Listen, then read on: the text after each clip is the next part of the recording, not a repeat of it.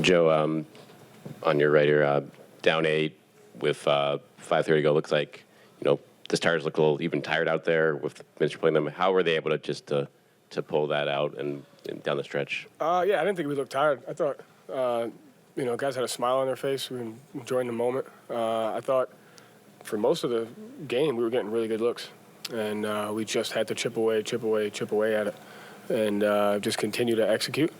And we did a good job holding them to one shot, did a good job executing. So I thought the guys just did a great job kind of staying present, embracing the moment.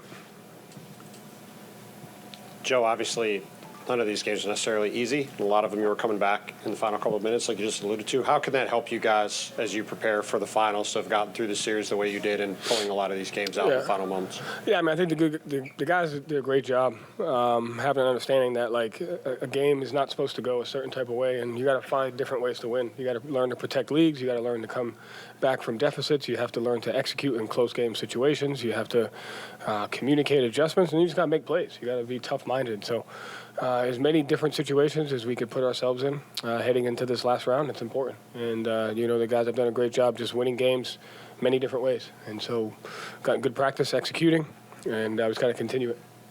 You guys held them scoreless for the final 3:32. Jaylen had the huge block on Nembhard near the end. What did you see in terms of defensive execution and limiting them to one shot? Again, this team is very similar to you guys, where, like, they create a lot of noise, and you have to decipher what's true and, like, what shots you're going to willing to live with and which ones you're going to take away. And so, like, it was really hard throughout the game because I felt like we were making them take tough shots, and the guys just stuck with it and did a great job taking tendencies. Did a good bet, just upped our ball pressure and our individual defense, and we got stops, held them to a 19-point quarter. Joe, what are those championship stations that Derrick talked about, if you're willing to divulge? And is that something you started this year? Does that go back to when you first took over here? Just the details, things that you can't take for granted. Sometimes it's the smallest is getting the ball in bounds, but just try to pick little things that we see on a nightly basis that can impact winning and can affect losing. And we just practice them over and over again until they become second nature. They, like, positioned around different baskets from the gym type thing? Yep. Okay, thank you. Joe, Jaylen Brown, Series MVP. What did you think of him in the last minute with the block and steal, and then just for the entire series? Man, I thought he got good shots the whole game. And he just couldn't get, like, in the first half, he was pushing the pace. He got transition. He got 2 feet in the paint. I thought he was getting great shots the whole game. And I thought he just stayed with it, stayed poised. He's a guy, you can't shake him. He has great, just a short-term memory. If he misses a shot, never affects the next one. And so I just loved his poise, his ability to just attack. And, if it's one thing about him, and like Derrick said, just making plays, like not being defined by scoring. And it was a hell of a pass. And, I had full faith he was going to make that read. It was a great read. Joe, touching on Jaylen again, after Game 2 we talked about not making an All-NBA and being underappreciated. But just for him to win this award and just to kind of get some flowers for what he's done, his improvement, his step forward, and the man he's become off the floor as well as on the floor, how does that impact you? What do you, when you deal with him and get to know him and over the last 2 years, how has that relationship formed? Yeah, I think one of the best gifts, things I have is why I got into coaching is building relationships with guys. And, when I left college to go to the NBA, most people were like, hesitant about that because, NBA guys get a negative rap as to being able to build relationships with them. But I felt like there's a lot there. And just getting to know people and their families and what makes them tick and the things that they love off the court. And also, like, finding guys that are so passionate about just getting better as players and people. And Jaylen is one of those. And so, from the first day I've been here, he's become more just like open-minded towards just growing as a basketball player. See what he's done in the community, and I just really, really value the time that I get to spend with him on and off the court. And he just keeps getting better and better. I'm happy for him.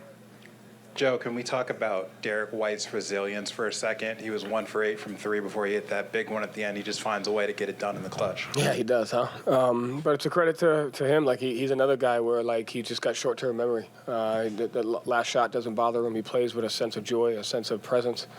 And I thought he got some really good looks, too.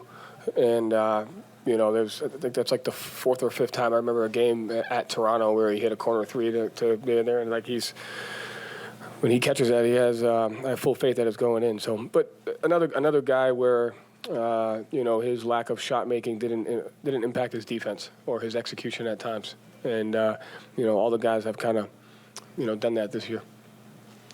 Joe, up 3-0, it felt inevitable, but to get that final buzzer, when you look out on the floor and you see somebody like Al Horford really show some emotion, right? Mm-hmm. Celebrating with his son, all of those moments out there. Where are you feel? I know there's 4 more wins, but what's your feeling there in that moment, seeing those guys celebrating? I mean, for me, it was finding my wife first. I wanted to make sure I had that moment with her. And kind of like Gary said, like you get to know these guys as people, and you start to see how much they really care about doing anything and everything that what it takes to win. And you see how it impacts their families, their marriages, their wives, like all the traveling, everything we do. So just to see them be, vulnerable and open, and just that sense of joy, it's kind of why you do what you do, Joe, you talked earlier in the series about how Jaylen is out there with like half the coaching staff at the end of practices working on his reads. Yeah. You were one of those coaches working on that a few years ago, right? What have you seen in his just like his reaction time, his poise, how he's improved with that, and then just that play to Derrick? It's like he almost fumbled it away and he still recovered. Like he's turned those over in the past. So just how is that kind of like a culmination of all the progress he's made as a player? Yeah, credit to him. He has a growth mindset, so he's never afraid to work on a weakness. He's never afraid to go after something that makes him uncomfortable.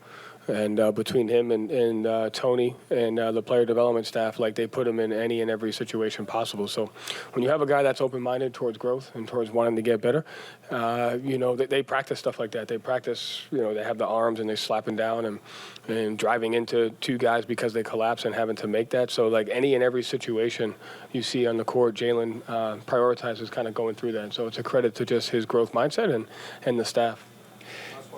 Coach, Al played 35 minutes or more for the 6th time in the last 8 games. What he's doing right now or at any phase of his career, it's pretty mind-blowing to see. Can you characterize just what he means to this squad?